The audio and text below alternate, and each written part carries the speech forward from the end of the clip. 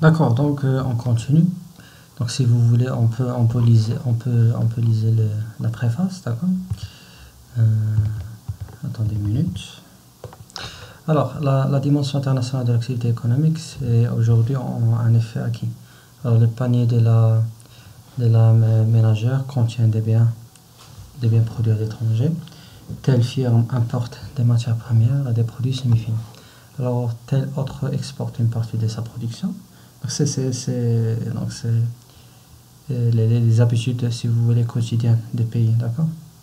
Donc, il importe et il exporte une partie de sa production. Toutes deux gèrent des avoirs en devises liés à leurs opérations avec l'extérieur. Donc, on a trois notions qu'on a commencé dans la préface, c'est l'étranger, bien sûr. On importe, on exporte, d'accord? Et la devise. Donc, les langages, normalement, vous devez l'habituer, d'accord? Donc, tout le format des langages. Donc, il leur arrive de s'endetter, d'accord? Et la dette publique, ou de faire des placements sur les marchés financiers internationaux. Alors, les banques interviennent de plus en plus sur ces marchés, soit comme intermédiaires, soit pour leur propre compte. Alors, bien sûr, l'État agit quand il juge bon de défendre certains secteurs menacés par la concurrence étrangère et quand la situation des paiements extérieurs et ou du taux de change lui paraît inquiétant. Donc, vous avez constaté c'est que on utilise quelques jargons. Le jargon, normalement, il contient déjà surtout le module du macroéconomie. Comme le jargon, c'est habituel, d'accord? Mais normalement, c'est la première fois que c'est moi dit. Donc, c'est ça le problème de le module. Et c'est pour cela je préfère le module après. Après, le stagiaire, il savoir qu'est-ce que ça veut dire la macroéconomie. Et importer, exporter, d'accord, la dette publique, le taux de change, le marché financier, etc. Mais c'est pas un problème, d'accord, c'est pas un problème. Alors, ainsi, l'activité économique de la nation est-elle étroitement dépendante de l'environnement international? Alors, appréhender les interrelations entre les comportements et les décisions des agents économiques d'un pays et le contexte extérieur, c'est une étape indispensable de la formation économiste. D'accord?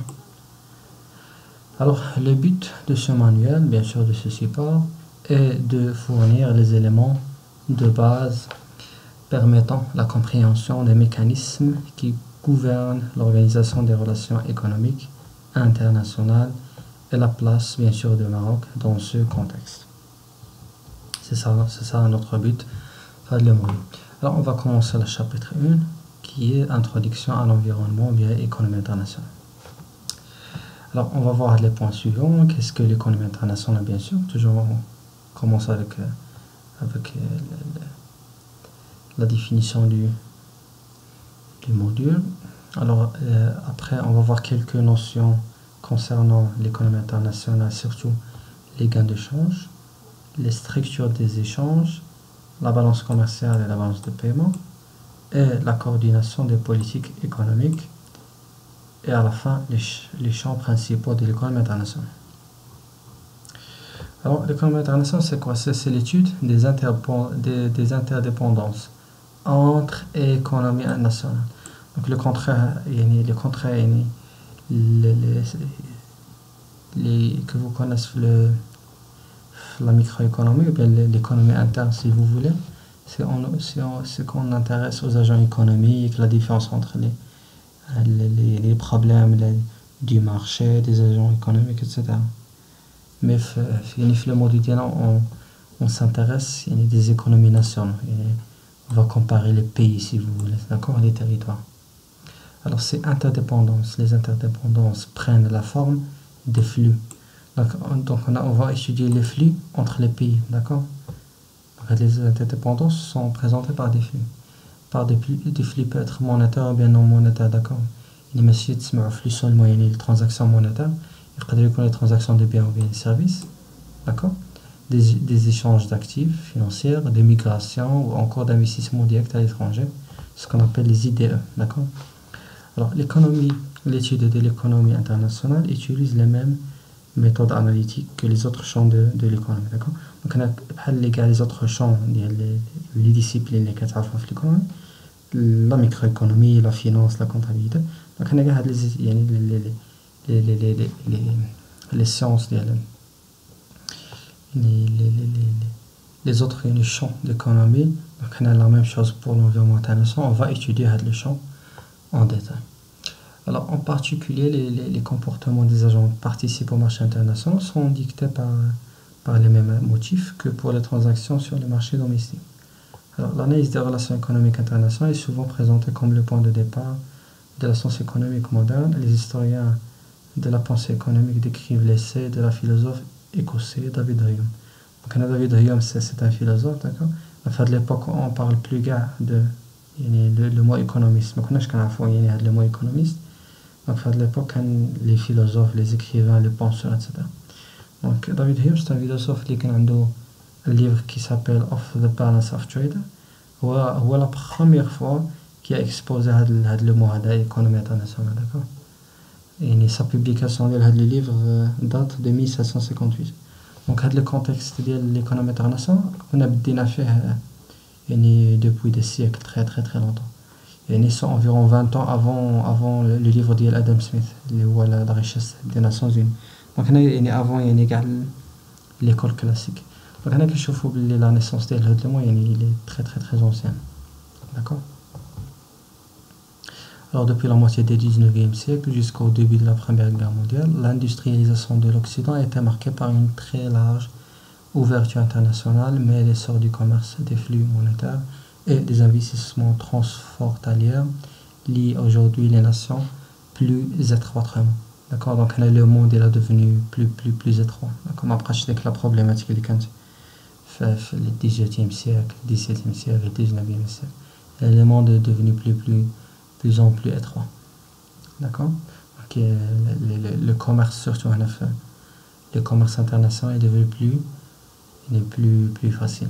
Donc, on a le graphique, il y a un coup d'œil rapide sur quelques statistiques du commerce international permet de se rendre compte de l'importance grandissante des relations économiques. On a l'évolution du commerce extérieur. Donc, dans le commerce extérieur, on va parler de deux notions, les exportations et les importations. D'accord. Donc, la première deux notions, c'est qu'on a fait. Les exportations et les importations.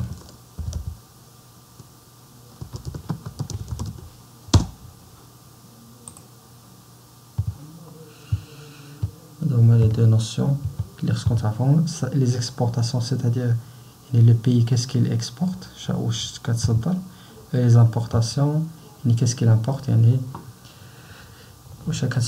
d'accord. Donc, les deux notions, les très importants, donc on a fait le graphique là. Donc l'évolution des exportations et des importations des trois pays les plus grands le monde entier, les États-Unis, la Chine et l'Union européenne. Donc il a les États-Unis, d'accord. Les États-Unis c'est les importations ou c'est les exportations, d'accord.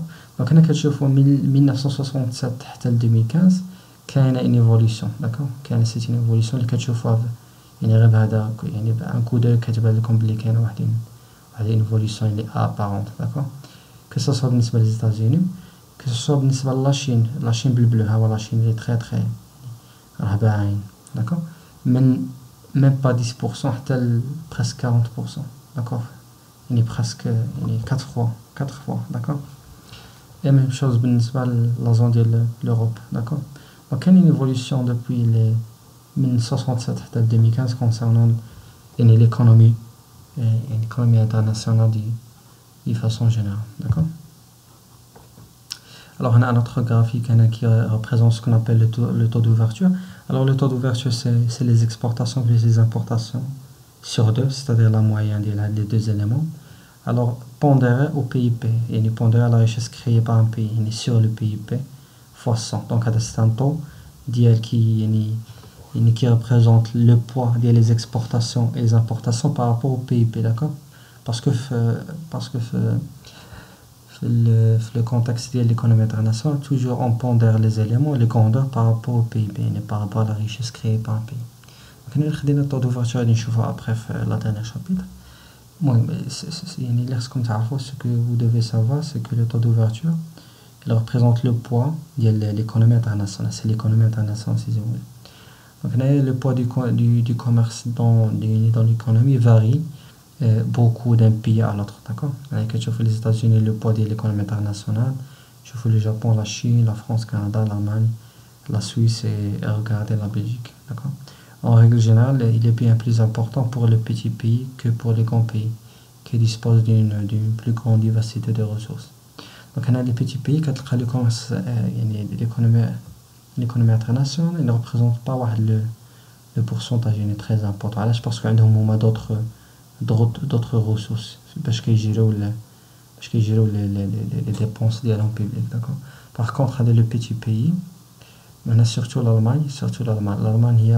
L'économie de l'Allemagne est basée sur la commercialisation et les exportations des véhicules automobiles. Parce que l'Allemagne a une Volkswagen, Mercedes, BMW, Audi. Donc, l'économie est basée sur les exportations des véhicules, d'accord. Et pour cela, le pourcentage de taux d'ouverture, il est très important, d'accord. Il dépasse 60% du PIB. Imaginez le monde entier, il arrête les importations des véhicules. Le PIB allemand, il va dégrader de 70%. Donc c'est très très très grave.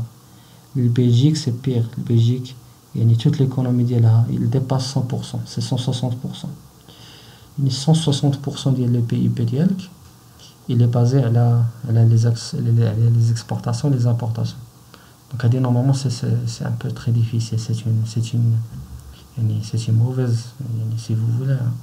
C'est une mauvaise chose pour les pays, d'accord. Alors parce que il suffit où le monde arrête d'importer, où l'économie des pays se vendre, d'accord. Donc c'est pour cela les États-Unis il est interdépendant. Il est interdépendant de l'économie internationale. Donc, soit tu apportes ou bien non, les États-Unis, au moins l'économie reste très forte parce que l'économie internationale ne représente même pas 20% du PIB américain. Donc, c'est très important. Mais le site de Fred, elle représente les importations, les exportations des États-Unis. Il est depuis 1990 jusqu'à aujourd'hui. D'accord. Le bleu, c'est les importations. Et le rouge, si vous voulez, c'est les exportations. Vous constatez en 1990 à peu près 2005 que les exportations sont supérieures aux importations. Mais si vous voulez un excédent commercial. Donc à partir de 2005 jusqu'à aujourd'hui, si vous voulez 2005 à 2015, les exportations, ils sont au-dessous des importations. Donc les importations sont supérieures aux exportations, c'est ce qu'on appelle le déficit commercial. Et après, les importations, les exportations, ils se commencent à se en égalité, d'accord. Un équilibre commercial, si vous voulez.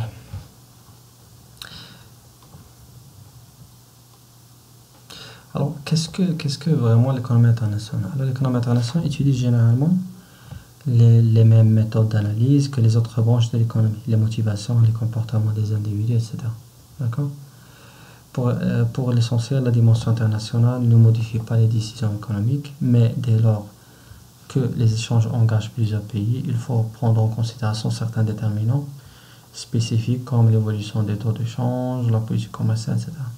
Donc, la spécificité de l'économie internationale réside dans l'étude des interactions économiques entre les États. D'accord. Donc, on a les économies internationales, des principes, on va étudier les interactions. Les interactions incluent les relations, d'accord, économiques, bien sûr, entre les pays souverains.